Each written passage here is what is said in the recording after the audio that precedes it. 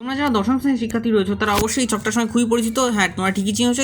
এই ছকটা কিন্তু হচ্ছে ত্রিকোণমিতিক কোণ পরিমাপের যে ছক, অর্থাৎ sin 0, sin 30, sin 45 অথবা বিভিন্ন মানের যে বিভিন্ন কোণগুলো, অর্থাৎ তোমাদের সিলেবাসে 5টা কোণ রয়েছে। এই 5টা কোণের যে বিভিন্ন মানগুলো রয়েছে সেগুলো সম্বন্ধে তোমরা এই ছক থেকে জানতে পারো এবং তোমরা প্রত্যেকে এটা মুখস্থ করতে চাও। এবং অনেকে কিন্তু এর একটা শর্ট ট্রিক্স জানো কি না, যে সাইন বা এই প্রথমে 5টা মানকে মুখস্থ করতে হয়, তারপর আমরা এগুলো এই কসের মানগুলোকে উল্টে উল্টে লিখি।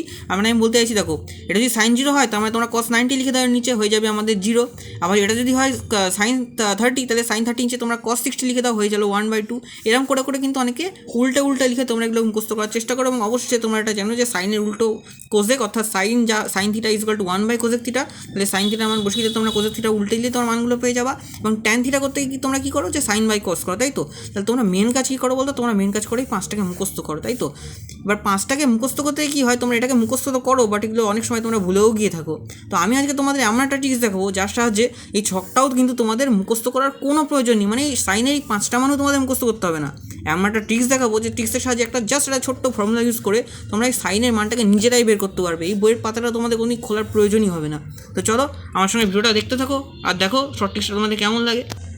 তো দেখো এখানে আমাদের শর্ট ট্রিক্সের যে ফর্মুলাটা সেটা হবে √n/4। এবার দাদা প্রশ্ন এটাই হবে যে এন মানে কি? এন মানে কি দাদা? এর মান হচ্ছে আমাদের 0, 1, 2, 3, 4, অর্থাৎ আমরা যে 0 ডিগ্রি, 30 ডিগ্রি, 45 ডিগ্রি, 60 ডিগ্রি এবং 90 ডিগ্রি, এই 5টা মান আমাদের সিলেবাসে রয়েছে। এই 5টা মানকে পরপর লিখে মাথায় যদি আমরা 0, 1, 2, 3, 4 এরকম করে যদি লিখি, তাহলে এই যে 0, 1, 2, 3, 4 প্রত্যেকটা কোন সাপেক্ষে যে মানগুলো, এগুলোকে আমরা ধরবো এনের মান। ধরো আমি বের করছি sin 0 ডিগ্রি মান, sin 0 ডিগ্রি মান, তাহলে 0 মানে কত? 0। তাহলে আমরা এনের জায়গায় √n/4 বলেছিলাম, এনের জায়গায় আমরা 0 বসাবো, বাই 4 করবো, দেখো আমাদের sin 0 মান বেরিয়ে গেছে। ওকে, নেক্সট যদি আসি ধরো sin 30। দেখো sin 30 মানে আমি 1 ধরেছি, তাই sin 30 মান যদি আমি 1 ধরে থাকি, তাহলে আমি এনের জায়গায় দাদা 1 বসাবো। নিচে তো 4 আছে, n/4 যেহেতু, তাহলে √n/4 1-এর দেখো রুট উঠলে 1 থাকলো, 4-এর রুট উঠলে 2 হয়ে গেল।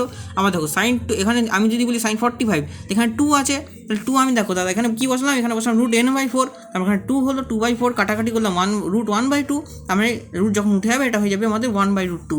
অ্যাজ সেম অ্যাজ দেখো sin 60 আছে, এখানে আমরা বসাবো √3/4, যেহেতু 60টা আমরা কী করেছিলাম, 60টাকে আমরা দেখো 6টাকে আমরা 3 নম্বরে ধরেছিলাম, তাহলে এক্ষেত্রে আমরা কী করলাম, 3 করলাম, তারপর রুট ওঠার পর রুট দেখো 3-এর রুট তো 1.732 হয়, সেটা আমরা নিলাম না নিয়ে আমরা √3 করে দিলাম, আর বা এখানে 4টাকে নিয়ে 2 করে দিলাম, হয়ে গেল। লাস্টে আসছে sin 90 মান, sin 90 বুঝতেই পারছো 4 হবে, 4/4, তাহলে দেখো কাটাকাটি হয়ে 1/1।